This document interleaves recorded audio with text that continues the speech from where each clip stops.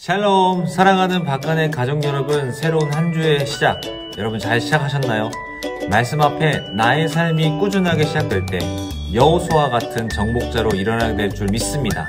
자, 그럼 정복자 여러분 함께 5분 메시지 가자! 1절, 지혜로운 여인은 자기 집을 세우되 미련한 여인은 자기 손으로 그것을 허느니라. 아멘. 여러분, 집이라는 말을 듣고 딱 떠오르는 게 무엇인가요? 아파트? 빌라? 아니면 따뜻한 곳, 쉴 수 있는 나의 보금자리, 나의 소중한 것이 있는 장소 등 생각할 수 있습니다. 집이라는 건 결국 나를 보호해주고 안전하게 지켜주는 울타리입니다.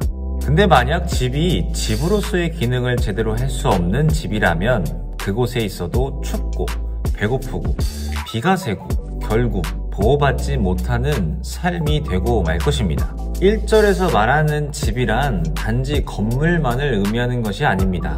가정과 공동체를 뜻합니다. 나의 영적 가정, 나의 영적 공동체입니다. 하나 둘 따뜻한 그 집으로 모이고 가정을 이루고 공동체를 이루며 우리는 살아갑니다. 그리고 그렇게 모인 가족이 함께 힘을 모으고 지혜를 모아야 나와 나의 가족들을 보호해주는 아름다운 집을 지을 수 있습니다. 그런데 이 집을 세우는 지혜로운 여인이 있는 반면에 집을 허무는 미련한 여인이 있다고 말씀은 말하고 있습니다. 그럼 집을 세우는 지혜로운 여인은 누구이며 집을 허무는 미련한 여인은 누구일까요? 결국 집을 세우는 자, 집을 허무는 자, 이것의 갈림길은 바로 마음이라는 겁니다.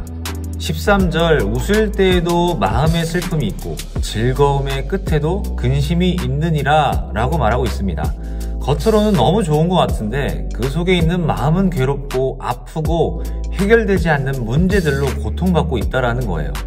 결국 나의 집을 허무는 결과가 되어집니다. 1995년 6월 강남 서초동에 삼풍 백화점이 무너지는 붕괴 사고가 발생합니다. 사망자 502명, 부상자 937명의 끔찍한 피해를 낸 이 사고는 한국 전쟁 이후 최악의 대형 참사로 기록됩니다. 백주 대낮에 멀쩡한 백화점 건물이 힘없이 무너져 내리다니 대체 어떻게 이런 사고가 일어나게 되었던 걸까요? 그 원인은 바로 탐욕에서 비롯된 부실 공사가 원인이었습니다. 사고가 일어나기 수개월 전부터 균열 등이 일어났고 이미 붕괴되기 하루 전날 밤엔 커다란 싱크홀도 생겼습니다. 그런데 임원진들은 건물의 실태를 확인하고도 사람들을 대피시키지 않고 그대로 매장을 운영했다는 거죠. 정밀한 구조 진단 없이 상가였던 건물을 백화점으로 변경해서 급하게 건축을 했고 무리한 확장 공사가 수시로 진행되고 그에 따른 붕괴 조짐이 있었지만 백화점 측은 사람들을 대피시키기는커녕 응급조치로 대응했기에 대형 참사로 이어지게 되었다는 겁니다. 사랑하는 박간의 가족 여러분, 집을 지을 때 그 기초가 가장 중요합니다.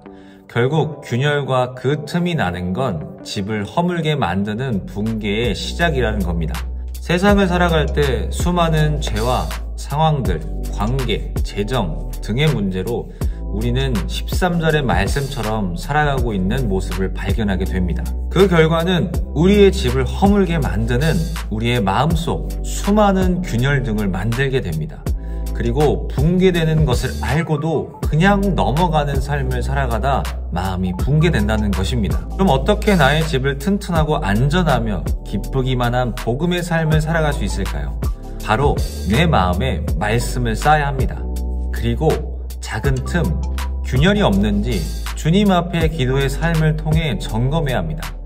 균열과 틈이 있다면 잠시 멈추고 복음 안에 나는 새롭게 되었다라는 것을 믿음으로 출발해야 합니다.